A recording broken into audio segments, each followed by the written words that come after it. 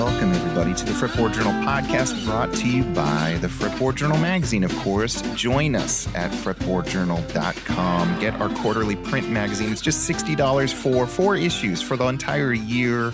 You will be treated to long-form interviews and beautiful photo essays and profiles of guitar makers large and small. It is like no other guitar magazine out there. No filler, no press releases, no tab you're going to skip over. Just great storytelling from some truly creative people around the world. It is a labor of love. It is something we've been working on for 2 decades now, and I would love for you to join our reader-supported project. So this week's podcast guest has been in the Fretboard Journal magazine. He's also done a cool dadgad video that's on our YouTube channel. Check that out if you haven't yet. John Smith, British folk singer, singer-songwriter, pedalboard enthusiast. We cover it all this week, and mostly we talk about his incredible new record that just came out called The Living Kind. It is produced by Joe Henry. We have some Joe Henry news I'll be sharing with you all. Go check out John's record. I hope you enjoy this conversation. It is a good one. John's one of my favorite people in the entire world, and the new record is simply incredible. I think you will all love it. So on the Joe Henry front, we have a little guitar festival. Maybe you've heard of it, the Fretboard Summit. It takes place in Chicago every year at the famed Old Town School of Folk Music. We do it in partnership with the Old Town School, and it is like no other guitar festival you've ever been to. Yes, there are a whole bunch of great guitar brands and luthiers showcasing their wares, including stuff never before seen and not available anywhere else. But we also have 3 nights of concerts and parties and live podcast tapings and silliness and field trips and all sorts of stuff that goes on at the summit. You don't need to be in the market for a new guitar to have a great time. That is important to me. You can take workshops all day long if you just want to be a better player. You can just come hang out with some like-minded guitar collectors and the Fretboard Journal staff and contributors, or whatever you want to happen at the Fretboard Summit pretty much can. Some people just come and eat well. Anyhow, this is our 5th Fretboard Summit ever, and I'm happy to announce Joe Henry, who was at the very first incarnation of this thing, is coming back. Joe will be performing, as will, you guys sitting down, Blake Mills, Colin Hay, Valerie June, and so many others. Those are just the big names. We've got a whole bunch of other programming brewing, including folks like Adam Levy and Rich Hinman. Jake Eddy is coming back. I think Wayne Henderson is coming back, and a whole lot of surprise guests. So if this at all sounds interesting to you, this 3-day immersive funhouse of guitar people, go to fretboardsummit.org, register, get a 3-day pass while you can. They will sell out, especially with this lineup. It's going to be great. I'd love to see you there. The lineup of luthiers and builders and manufacturers is also our best yet. From August 23rd to 25th, you're going to wish there were way more hours in the day if you come to Chicago. In other news, I'm happy to announce the podcast has a new sponsor, Collings Guitars and Mandolins. Our friends in Austin, Texas are sponsoring this podcast episode. When we started the magazine 18, 19 years ago, Collings was really the beacon. It was really the inspiration. We thought, if these guys can make guitars and mandolins and ukes at this high a level, there should be a magazine at this high a level. And they continue to inspire us in so many ways. I've never met a more passionate team of individuals. Everyone I've ever met at the Austin, Texas headquarters is a perfectionist and really holds the standards that Bill Collings set to the nth degree. I love their instruments. Obviously, Julian Lage has 2 signature models, the acoustic and the electric, which you should all check out. But everything Collings makes is just amazing. And they will be at our summit again. So please see what their offerings are. Follow them on Instagram. Let them know you're happy they're sponsoring the Fretboard Journal podcast. We're also brought to you by Peghead Nation, where you can save 10% off your first order or get your first month free by using the code in the show notes. Isotope and Stringjoy Strings are sponsoring the show once again, as is StewMac, the one-stop shop for pretty much every guitar repair part or guitar part you might ever need. Use the link in our description to let them know you appreciate the Fretboard Journal and that they are sponsoring the podcast. And last but not least, our friends at Mike and Mike's Guitar Bar here in Seattle, Washington have one of the coolest, most eclectic collections of vintage electrics and acoustics around. If you can't come to their showroom, which you should if you are ever in Seattle. Hit up their Instagram or go to mmguitarbar.com to see what they are all about. And if you're anywhere in the Washington State or Pacific Northwest, or you just like shipping stuff, remember they have a full service repair shop, like literally a whole second building next to their already big building of guitars. Those are our sponsors. Thanks, as always, for tuning into the podcast. I hope you enjoy this conversation with John Smith. I hope to see some of you in Chicago. And I hope you will all run out and subscribe to the Fretboard Journal magazine. That's what powers this entire endeavor. And it's a magazine I'm truly proud of, and I hope you get it. Now, here is my conversation with John Smith. John Smith, thanks for joining us. It's good to be here, man. Thank you for having me. Good to see you again. Been through, you've had a few years. It's been a while, hasn't it? I think, was it 22 the last time I saw you in person? Yeah, that makes sense. Yeah. We want to talk about the new record, The Living Kind. We want to talk about what you've been up to and been through and the making of that. But for folks who don't know you or are hearing about your story for the first time, you are, I think, in the long lineage of British folk musicians doing something really unique and cool, but also throwing back to your forefathers. When did music enter your life? Did you grow up in one of these idyllic British homes that had folk music on the turntable? Like, how did all this hit you? It wasn't necessarily idyllic, but there was a lot of music in my childhood. My dad was always playing Paul Simon, Rykuda, Beethoven, Bach, Paul McCartney. And then later I discovered, I was about 15, 16, he gave me a cassette tape of Bert Jansch and John Renbourn. And it hit me like a ton of bricks. And then my brother played me Nick Drake. And that was it. I was off. I'd been playing guitar since I was 11 and just obsessively learning Eric Clapton Unplugged for as long as it took me to learn the whole thing, and just playing every day like any teenager does. But then when I heard Nick Drake, it intensified and I learned about altered tunings. And then Bert Jansch and John Renbourn took me to Dadgad, and my whole world opened up. And then I kind of knew that I wanted to be a folk guitar player. The Clapton Unplugged, was this when that album, you're too young. Wasn't when that album first came out. I would have been 10, okay, maybe. So, yeah, the tablature book maybe had just come out, and my dad bought it for me, and that kept me quiet for years. It was great. I just, it was another world. I have to imagine things weren't that different in the UK than they were in the States. John Renbourn, probably not most played in most households. Is that true? For sure. Yeah. Okay. I mean, the Pentangle were big, but they were still, up until the kind of folk revival, 20 odd years ago, they were still a fairly left field, choice. And so I think John Martin was a lot more popular. It was sort of just crossing into the mainstream a little bit, but my dad was really into the Pentangle, and Nick Drake was starting to become a little more known, and so to me it just felt like all this music was brand new. I'd never heard of any of it, so I was just discovering all this music for the first time. And was your dad teaching you how to play too? I mean, you said you had the tab book for Clapton. Yeah, he showed me C, F, and G. And that was it. I just went off and taught myself. I'm self-taught, but I did have lessons in harmonic theory when I was about 20. I did a year of sort of grade 5 music theory and jazz guitar, and just learning the fretboard, learning the roadmap a little bit, and that served me really well. It took away some of the magic, but it helped me to figure out how that magic is made as well. Mm-hmm. Knowing where the notes are.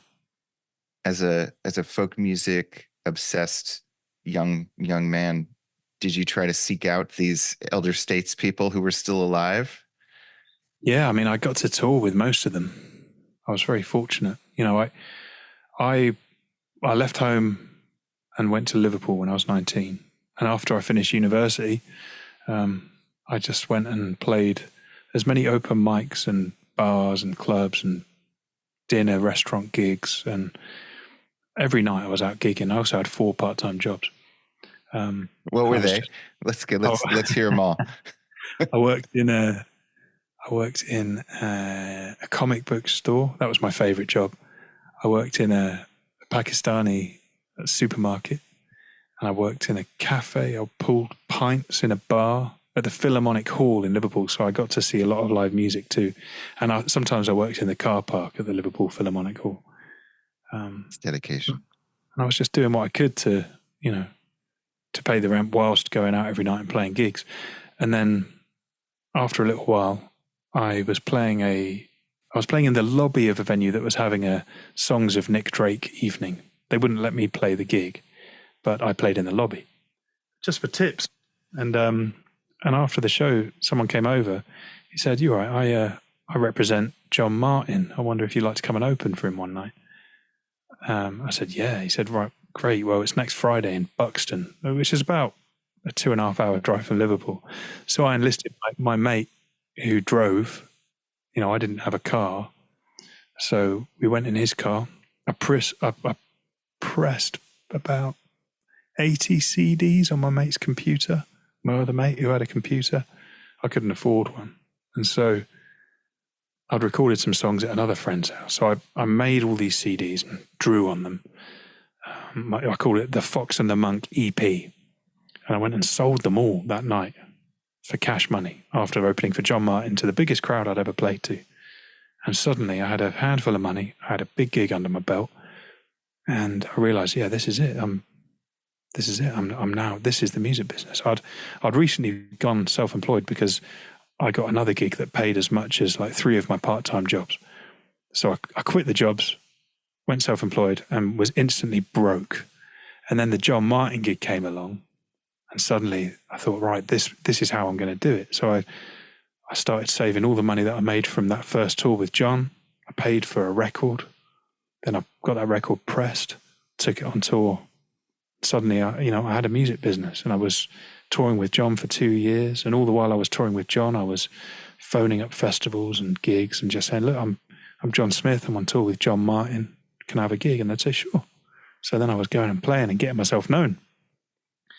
And along the way, I met John Remborn, who declared me the future of folk music and kind of took me under his wing a bit as well.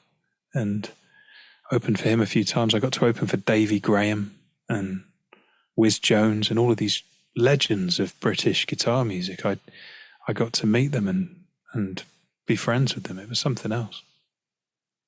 They say, don't meet your heroes. Which of those legendary folk artists who now are just so wildly influential would you actually want to hang out more with if you could right now? John Remborn. Okay. He was such a sweet man. I mean, John Martin was lovely, but he was unpredictable. He would turn and put the fear of God into you. And it was, I think, very true to all the stories I'd heard about him. There were lots of men in that body of his. But most of the time, to me, he was really sweet, really, really kind. There was one night where we were having a drink after the gig, and he pulled out a big roll of £50 notes. It must have been a couple of grand. And he put it in my hand. He said, "Right, double brandy and port, son. Keep the change." So I went off to the bar. I got my double brandy and port. I come back with £2,000 in my hand. And I thought, I can't do it. I don't want him to wake up skint. So I slipped the money into his pocket and, that was him. And then the next night he'd be, he'd have his finger in your face, giving you a hard time. But, I loved him. And Remborn was he was a very, very sweet, very, very sort of quiet and lovely man. I think, I don't know, I wouldn't mind spending a minute with all of them again, really. Yeah. Yeah. In all of these historic leaning genres of music, whether it's British folk or the blues or bluegrass, you've got the real traditionalists, like things should not be updated since whatever timestamp they want to throw on these things. And then you have folks who are trying to take the music in a new direction. Where were you at back then with the idea of British folk? I mean, were you trying to write original songs and bring pedals and electric guitar into it back then, or did you have a more traditionalist sense? The pedals and the electric stuff came later. My first sort of 10, 12 years of being really serious about guitar, I was just trying to push the boundaries of acoustic guitar. And I invented this style of playing on my lap, but using the guitar like a drum whilst fretting, which then Ben Howard took and turned into something else. And I felt like I was always trying to create things on the guitar that no one had done before. But while, I didn't want to be Preston Reed. I didn't want to be Pierre Ben-Suzanne. I admire the hell out of them, but that's already been done. So I was just trying to do new things. And for the most part, I was succeeding. But then it hit me in 2013 when I put out Great Lakes. I'd made a record finally of what I felt were more kind of quote unquote proper songs with hooks that people could sing along to. And it completely changed my life. And I started getting played on the radio and people started singing the songs back at me. And then I felt, okay, I need to get stuck into writing songs. This is what it's all about. So I moved a little away from my obsession of being a hardcore acoustic guitar player into just using that to serve songs. So then the electric guitar kind of found me in that place with that started on Great Lakes and kind of happened a bit more on Headlong. And now I'm in this place where almost half of my gig is electric, and I'm using pedals to make the most of moments of songs to kind of come in and swell. Sorry, someone's banging outside.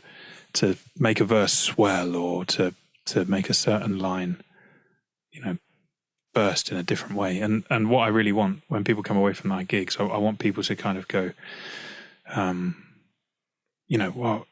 what happened in that third verse, rather than going, oh, I like that bit when he's stuck on the chorus pedal. I want to use effects to serve the song itself. That was a very long-winded.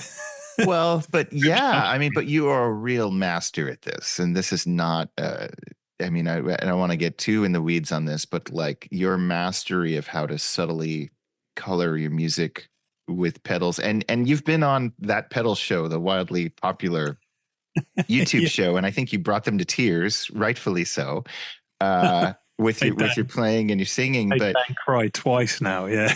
But how? He's a sweetheart.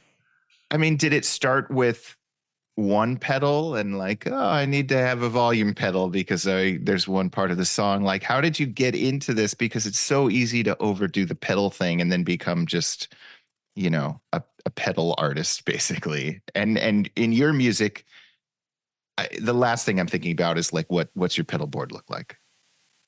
Good. That's a relief. Yeah. That's the idea. So there is a video if anybody wants to see your pedal board, or at least how it was a couple of years ago. Yeah. It's been through many iterations. My love with affair with pedals started on tour. I was touring with Lisa Hannigan and then with David Gray, opening the shows and then playing guitar for those people.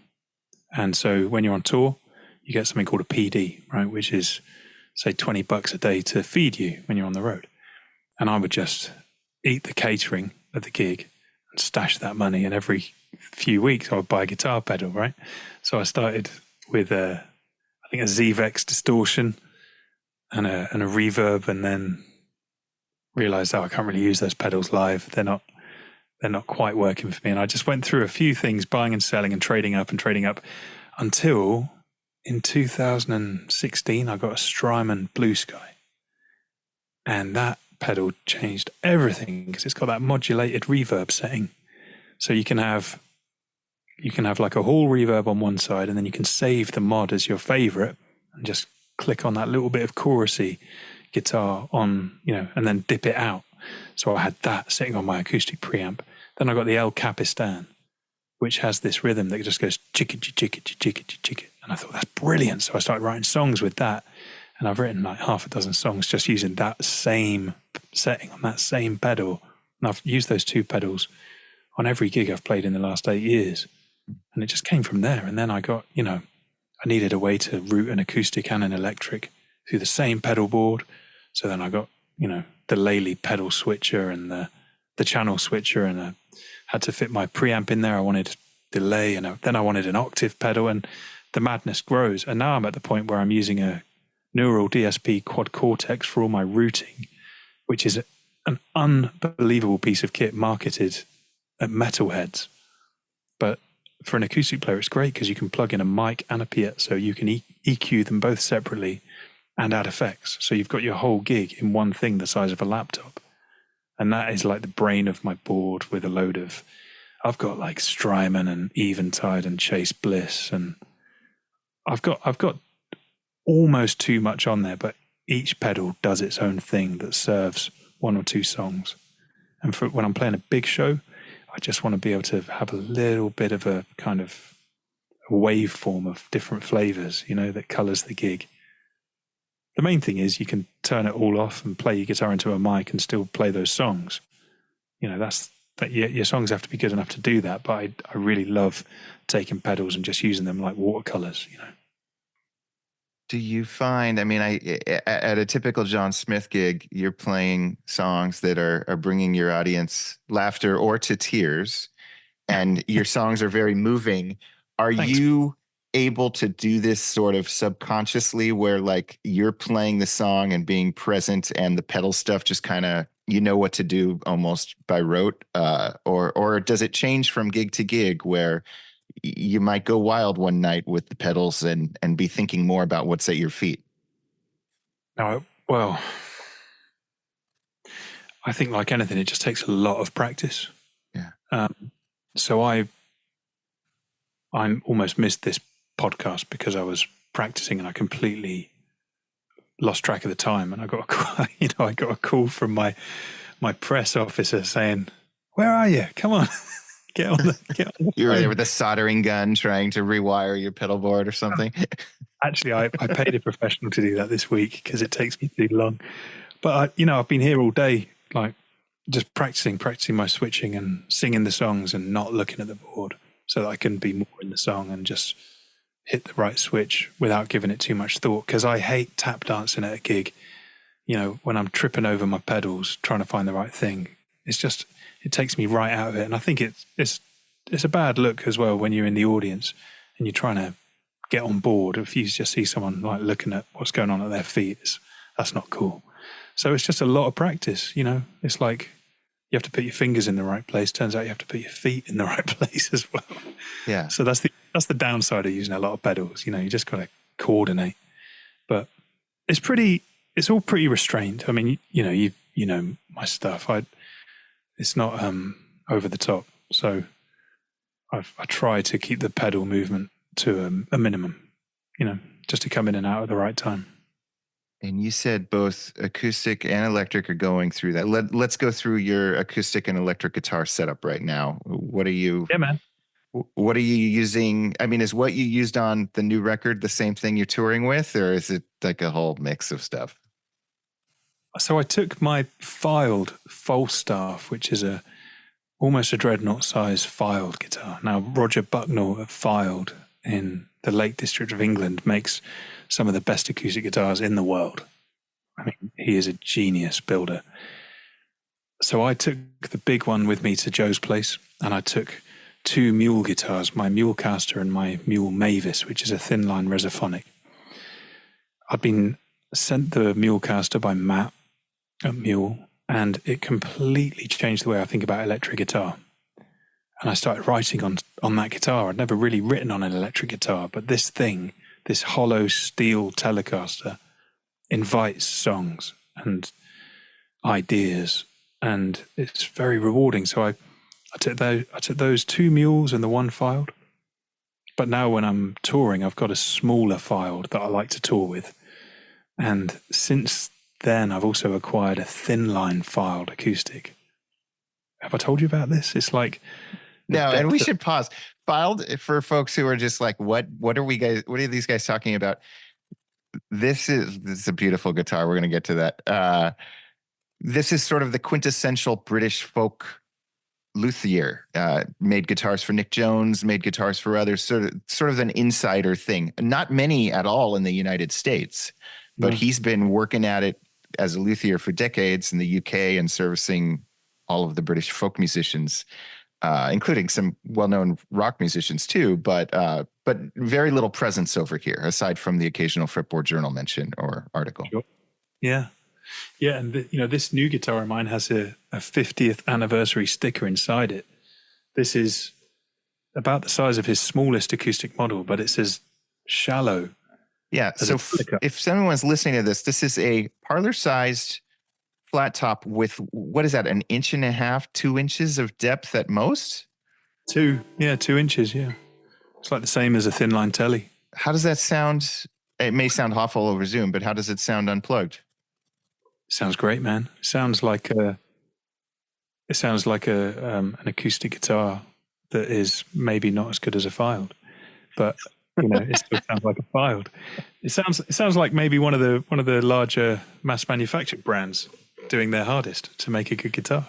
It lacks a lot of the bass response of my bigger fileds, but when I plug it in, I can dial a lot of that in, right? I can EQ in a lot of bass. So all of my percussive stuff translates through the PA.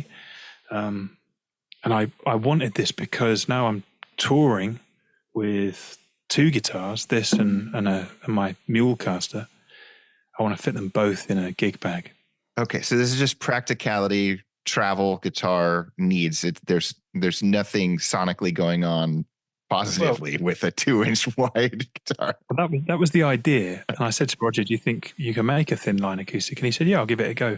And what he's given me is a great sounding guitar.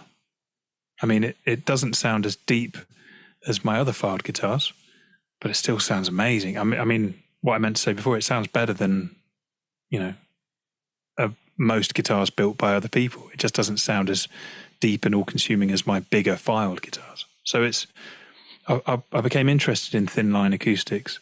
There's been a proliferation of them, I think, on the market from some of the bigger brands. Sure. But to me, they just sound like plastic guitars. And I just wanted to know if it was possible to do that and have it sound good. And it turns out it is, yeah. And Was Roger happy with it? He's really happy, yeah. Does this have a model name? Is it named after you? What is this? He's called it a Smith caster.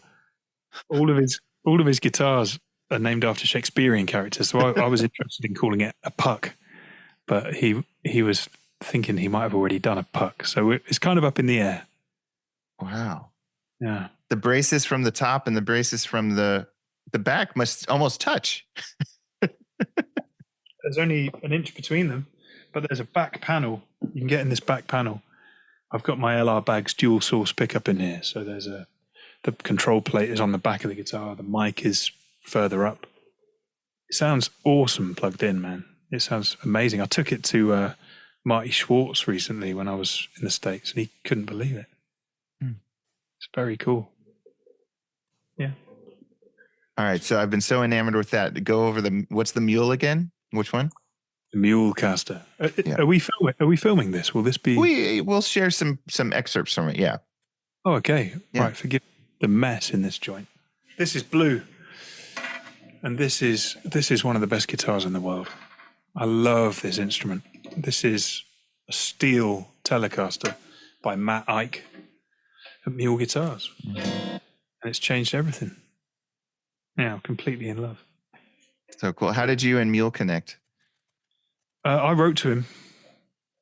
I got really interested in what he was doing. I just wrote to him and said, hey man, I think I said something about the guitar that Kelly Joe Phelps was playing. I just said, it sounds great. I'm a friend of Kelly's and I love the sound of that guitar. And he wrote back and said, oh, I love your song, Town to Town, that you recorded at the Fretboard Journal. Really? So you're not just telling me this to boost my ego? The video that we did in like 2013 or something, 2015. A long time ago. ages ago, and he said, "Yeah, I love that song, and I love that video. Let me know if you need anything." And a couple of years later, we got talking again, and I got a Mavis from him, and then a year later, I bought this off him. And recently, I picked up a full Resophonic as well, like a big steel guitar. That is a lot of guitar. I mean, that is a serious, it's a big sound and a big unit. So I'm trying to get my hands around that. But yeah, Matt and my relationship just came out of a mutual love of Kelly Joe and slide guitar. That's super cool. Yeah. I'm glad we had a small part in it. You had a big part in it, mate. Thank you. Actually, that's very true. Yeah, I wouldn't necessarily have got this guitar had I not done that session at the Fretboard Channel. See? They were good for something. There you go, man. Pedal board into any sort of amp, or do you just go direct? How do you do it? So I've experimented with valve amps on the road in various iterations. As you know, not the most reliable way to go because they have chunks of glass in them that shatter. I've been really happy with the Quad Cortex and plugging that into a PA directly. It sounds great, man. I was a bit snobbish about amp modelers, and then I tried the Quad Cortex and I realized, actually, no, this might be the way to go, especially for me touring the way I do. It's just me on the road. And in the UK, I take my sound man. But on stage, just plugging in and turning up the amp modeler loud on stage doesn't, for me, for my songs, it's not all that different to having an amp on stage. It just doesn't buzz, so it's serving me well. As I'm saying it, I know that the me of even 2 years ago would be horrified because I've got a beautiful Benson amp back there. It is, the Nathan Jr. is my favorite amp ever. And I love playing that and I love taking that out. But when I'm switching between lots of guitars and doing it all inside the Quad Cortex, it's easy just to take that line out, and it sounds good, man. It sounds like a Princeton, Yeah. Yeah. You're not the only one going that route. I've heard lots of, especially touring musicians, moving in the direction you're moving in. So, but the mistake I've made is to strap the Quad Cortex to a pedal board that weighs as much as a Fender Bassman. So I'm still essentially carrying this bloody amp around. It's just it's got a lot more buttons. There it is. There it is. I love it, man. I've been playing on it all day. Yeah. Well, let's talk about the living kind. So, yeah. I'll confess, I heard this record before I knew the backstory. They sent me one of these advanced releases. And I mean, this is the power of music, right? I thought it was this, I had no idea the place you were at in the making of this record. Because I'm, sitting there with my warm cup of coffee going like, oh, it's John Smith. I feel good, I love these songs. But there was a lot going on that led to this record. Do you want to talk about any of that? Sure. I mean, I addressed a lot of it on the previous record, The Fray, when I was really in the thick of it. Family illness and miscarriages and major upheaval really coloured that record. And this one is more about moving through turmoil and finally seeing it recede, and into the distance. You see it in your rearview mirror. You become aware that, oh, actually, I've got through some of that hard time. But it's important to keep your eye on the road ahead. And the record is very much about that, about coming through something tough and looking to what's next and trying to embrace it, as best you can. Did you embark upon these songs? I mean, obviously, you knew it would be a record. You wanted there to be an arc there, or did the songs just sort of come haphazardly, and then you're like, I have a record? Well, the first song I wrote with Joe, when around the Joe time, Henry. Yeah, Joe Henry, the producer. Yeah. Friend of the Fretboard Journal. Yes. And I was on that big US tour where the last time I saw you. Mm-hmm. And I stopped in to visit Joe at his new place in Maine.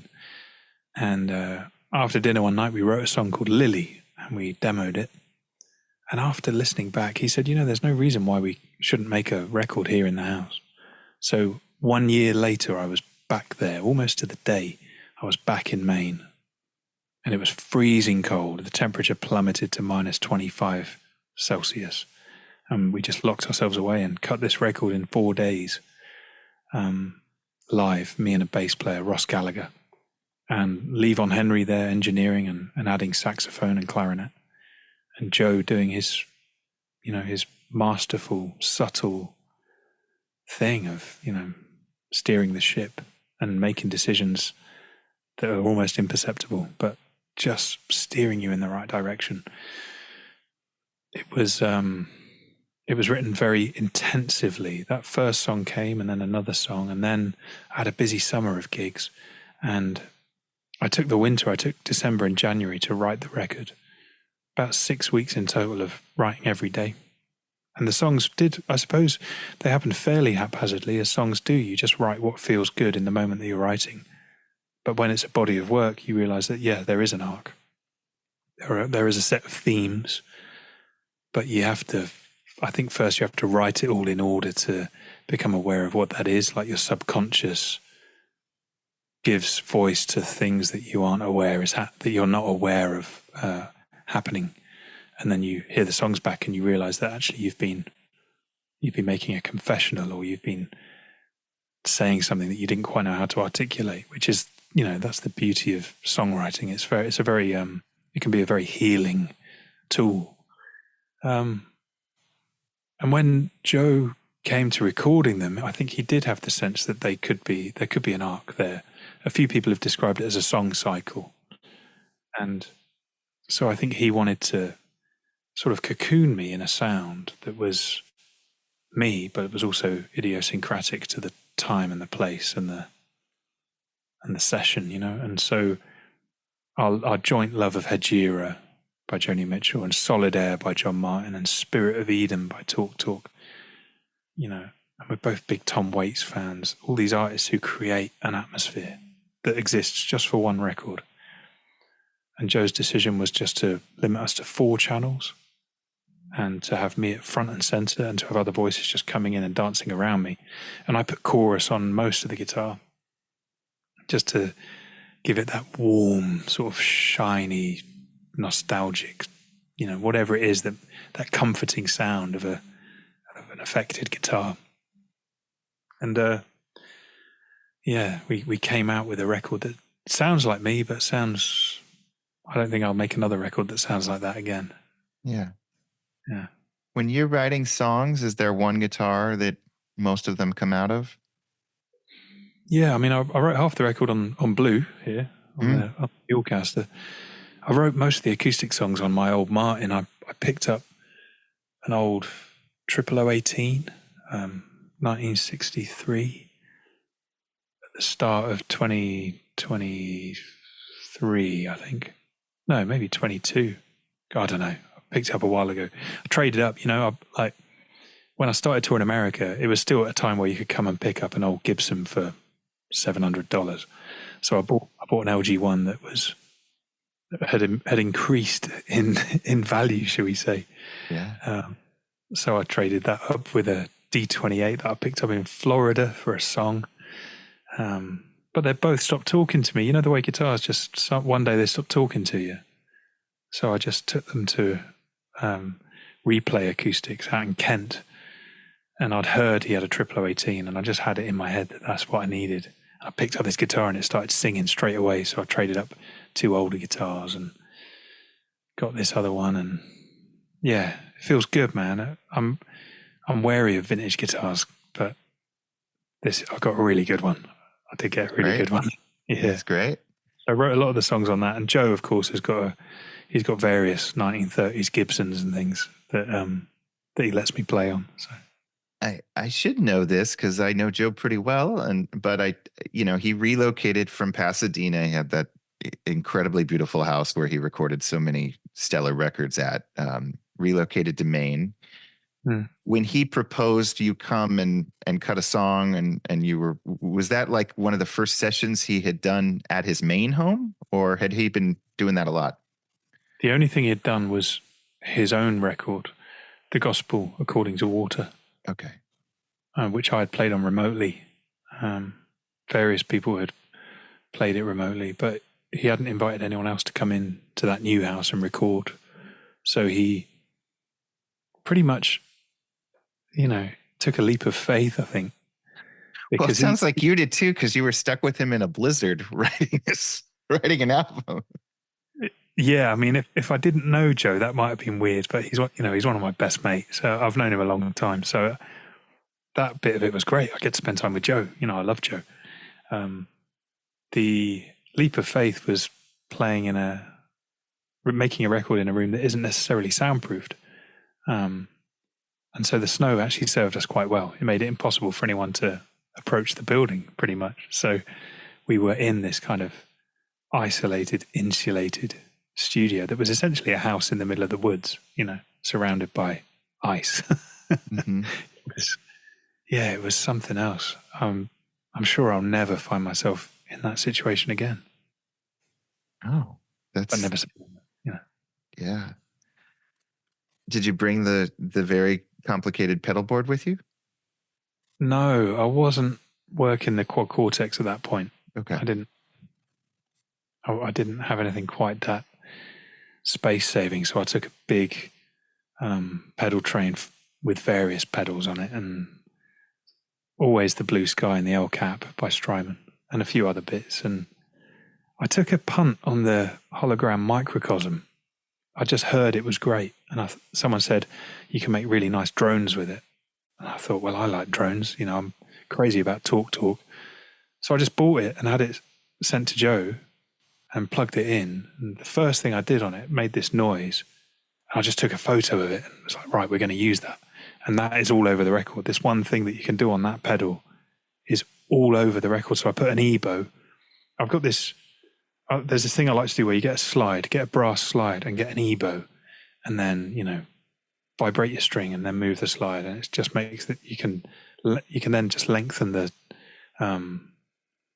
your note as, to infinity really, because the EBO won't stop moving. So you can play lovely kind of long notes and span a whole octave. I don't know what the technical term is. Arco. I'm not really an educated musician, but you can just go, basically, to cut a long story short, mm-hmm. with the slide, and then the microcosm will pick it up and make lovely kind of spangly, sparkly atmosphere with it.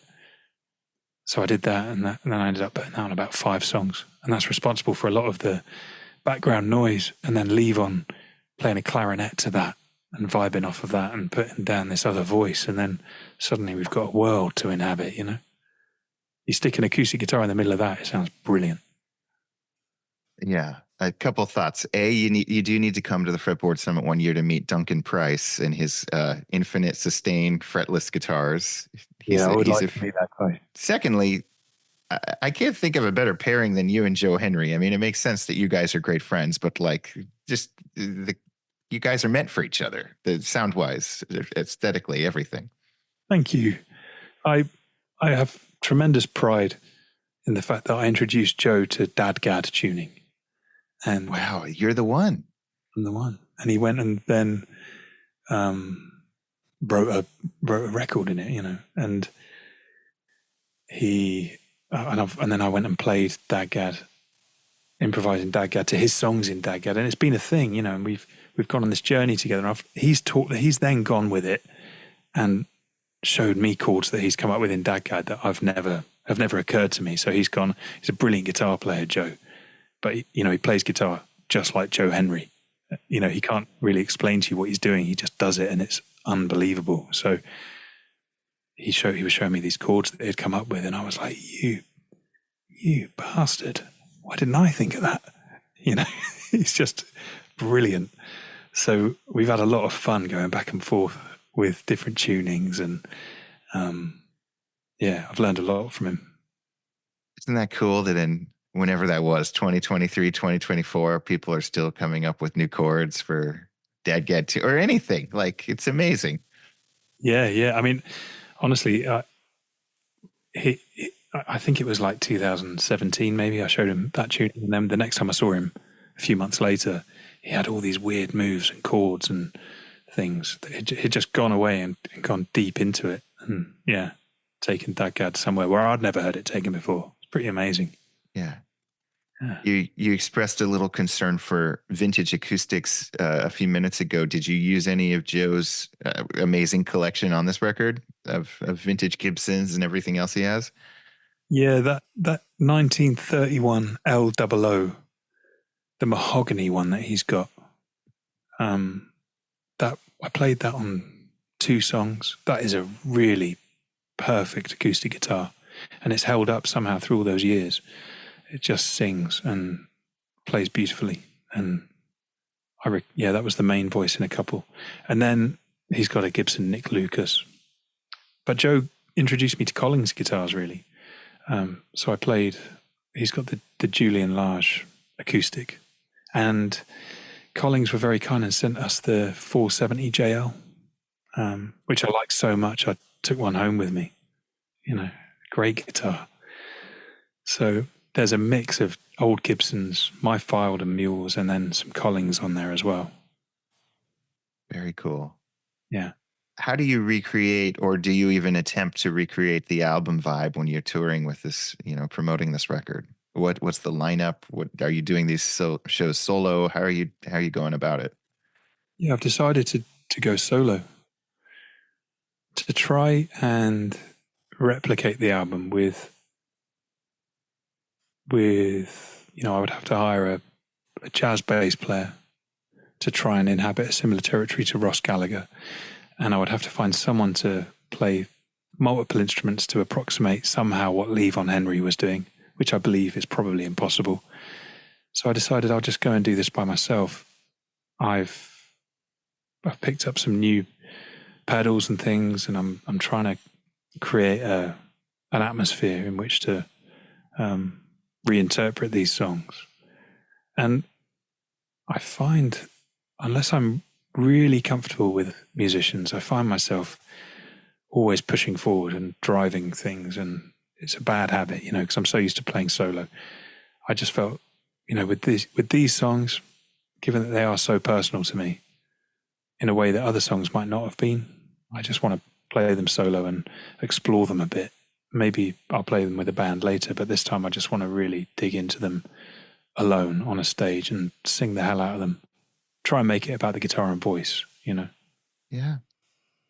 Well, the record is stunning. Like, this is, I love it. Thank you so much, man. Yeah. Yeah. I really incredible appreciate work. It still blows my mind to think that I can release a record and people in America get to hear it. That's I'll never it does travel. It does, man. That's been the miracle of streaming as well. It's like you get the odd note from someone in Guatemala saying, I heard your record. It's so weird. It's brilliant. Well, I think despite having a name that maybe is not SEO friendly, because there's probably more than one John Smith out there, your music is timeless and really powerful and really connects with people. And you don't need to be a guitar person. I mean, it's just beautiful songwriting. Thank you. I really appreciate that. I think the name, I was thinking about this today. Someone mentioned it the other day. The name might not have served me well in terms of recognition, but then I suppose that the other side of it is that there isn't another John Smith doing what I do. So I don't necessarily buy it. But it's sort of impossible for me to be objective about it because that is my name. But I think at the time that someone said, you should really change it if you want to get well known, I'd already sold a few records in the UK. And it just felt like, well, my mum gave me that name. Feels weird to change it. And now, yeah, maybe I'd get more press if I had a more distinctive name, but I sort of don't care either. I think don't get in this game to be famous. You don't pick up an acoustic guitar to become rich and famous. Or if you do, maybe you do, but you're probably not gonna Are you going to make good music if you're just in it to get famous? I don't think so. No. So I don't know. Maybe I'm overthinking it. Do you have a bigger following in the UK or the US at this point? I sell more tickets in the UK, but the US is going all right. You know, I just had a really good trip there, and it was the best one yet. Every country you go to takes time, you know, unless I have a big hit record. It's going to take a minute. But yeah, the UK. At least one or two of your songs have a crap ton of Spotify downloads or streams. Yeah.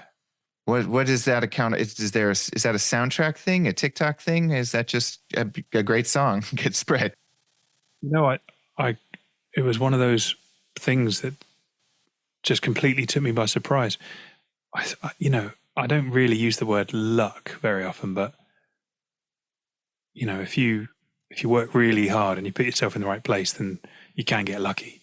And I think I had a fan at Spotify maybe who that song was put on a really big playlist, and then it just kind of snowballed, and it has 60 something million streams now. And that has then, it meant the whole catalogue has grown. And now if I release songs, they get some attention, and it's beautiful. And also, I know a lot of people complain about Spotify and streaming. I do pretty well out of it, man. It's, you know, this is a tough business, and I'm not making pop records. So anything that helps pay the bills, I'm really glad of it. So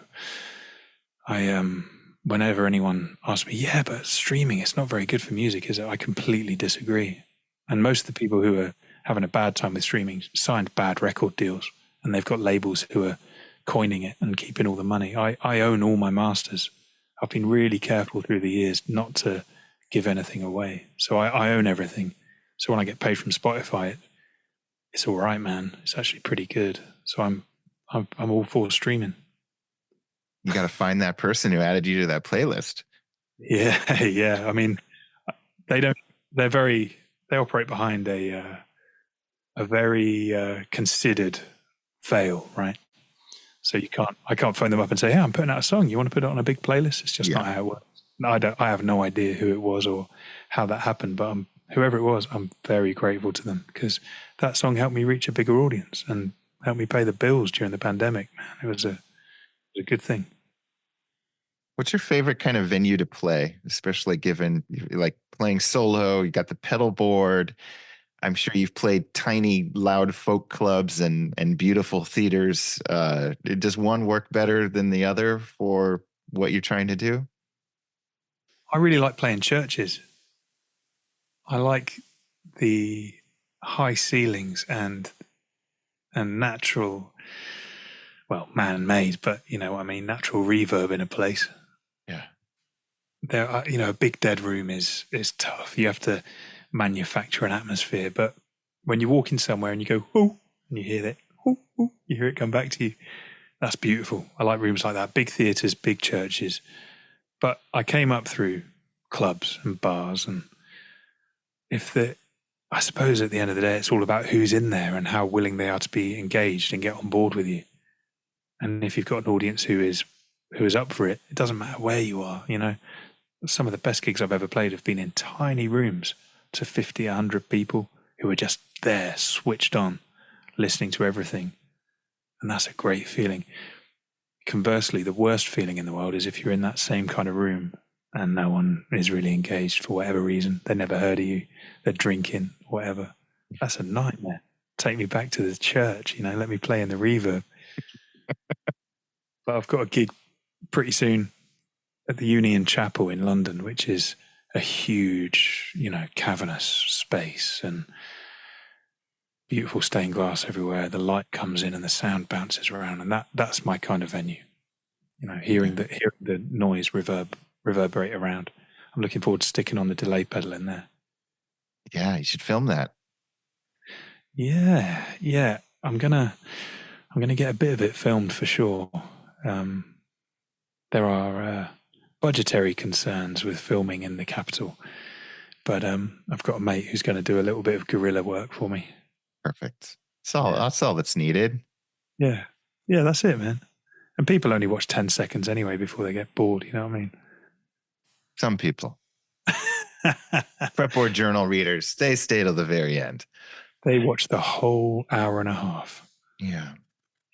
And I guess the beauty of your new pedal modeling setup is it doesn't matter what the size of the venue is. You don't need to bring a larger amp or anything. It's just all self-contained. Yeah. And I can travel with one as well. Stick a quad cortex in my rucksack and use that when I fly. So I kind of bring the same sounds with me wherever I'm going. It works. Yeah. This episode brought to you by Quad Cortex. It's not like I'm endorsed by them or anything. I mean, I really admire, as you know, Joey and Kenny, the Milk Carton Kids, for just traveling with an ear trumpet mic and a guitar. I think that's beautiful. And I've done that a bit, especially after touring with them, and I realized how wonderful that setup is. But I am really interested in what I can do with the electric guitar as a songwriter. And I'm also not interested in carting around an amp and, having to hire someone to help me carry all my stuff around. I like being self-sufficient. So travel light, that's my whole I don't know, what am I trying to say? That's my motto. When I get on a plane, it's like if anything feels heavy, I'll try and leave it behind. Well, and it's sort of interesting, revealing, whatever, that your voice, your records, you live, that is one of the most analog sounding, warm, beautifully, all the adjectives we'd use for a tube amp. You kind of embrace, and you're going through a quad cortex and all that stuff. So, well, actually, in the session, I was going through the Benson Nathan Jr. Okay. And Chris Benson is such a sweetheart. He sent me his Nathan Jr. for me to use at Joe's house. Oh, so you didn't have to bring it from the... Yeah. I didn't take it on a plane and have to worry about power conversion. And sure. But Joe also has a 60s Vibrolux, so I was switching between those two amps, and that's why it sounds so good. And I love the Benson amps. So, I was really fortunate. I got to make the same sound that I get to make here at home, with an amp that I know really well. Yeah. John, thank you so much for your friendship, for your music, sharing your story. I mean, this record's, I think it's my favorite. I'll say it. Thanks, man. I think it's my favorite too.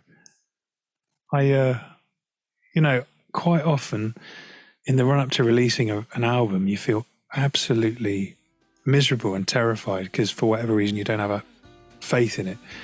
And with this one, I felt really sort of relaxed in the run up. I think a lot of that is to do with Joe and his guiding hand, and I call Joe Captain, and for good reason. But also I do feel good about these songs. I've not listened back and gone, oh, I should have done that differently. I feel all right about it, which is quite unusual for me. I question a lot of what I do. I'm a bit of a perfectionist. So it took me by surprise feeling good about something for a change. Yeah. Good. I'm glad you're cool with it because it's really good. Thanks, mate. I appreciate it. All right, that was my conversation with John Smith. Again, The Living Kind is the record. Go check it out. It is great. And we have even more fun interviews lined up for the next few weeks. So stay tuned, subscribe to the podcast if you haven't yet, and leave us a review over on Apple Podcasts.